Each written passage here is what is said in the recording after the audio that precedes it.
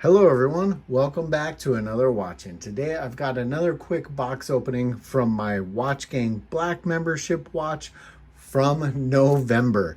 Yes, I am that far behind, and what I'm about to tell you will sound even crazier. So I have 3 more watches sitting here waiting to be opened other than this one. I looked at the shipping dates on 2 of those watches and they're from 2022.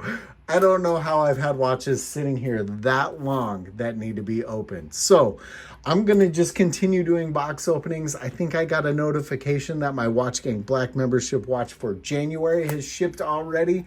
And so I'm just going to keep doing box openings. If I decide to keep the watch, I will do a follow-up video. If I decide to sell it, I'll let you know. Maybe it'll be on my eBay page. Also, guys, if you're looking to save some money, I've got promo codes and discount codes for Spinnaker, Aviate, and Ballast. And if you're looking to sign up for watchgang, make sure you click my link below. Gets me some wheel spin points and you some wheel spin points, which helps me get some more watches that can sit around until I open them. Before we open this one up, you'll see that I am actually wearing that pagode.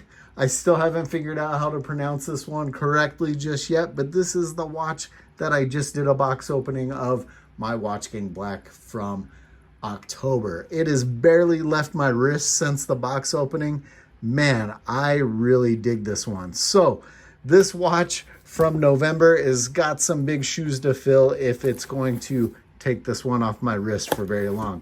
Now, if you're unfamiliar with watchgang, it is a monthly watch subscription that has different tier levels, starting at a $50 tier level to $150 to $300 to $1,000 and more. And the only tier level that I still subscribe to is the Black tier level. And I'm grandfathered in, so it is at $99 for me. So this one cost me $99. And I don't recognize that logo, so I have no clue what this one is. Okay, not that I care about the outer box, but it's usually nice to have if it's gonna sit around or if I'm gonna resell it. But man, that one was a pain in the butt just to get the outer box opening. I actually tore it a little bit. Like I said, not that it matters. Oh, I got an Earnshaw. So I have heard of the name, just didn't necessarily recognize the logo. Ooh, let's take a look at what we got here. Kind of an interesting dial going on there. Dual time. Looks like I got plastic on it here. Nice leather. So this one might be a keeper just because I'm digging leather straps lately versus bracelets. They're just a little more comfortable, a little lighter. Looks like the model number on this one's an ES 8269-05.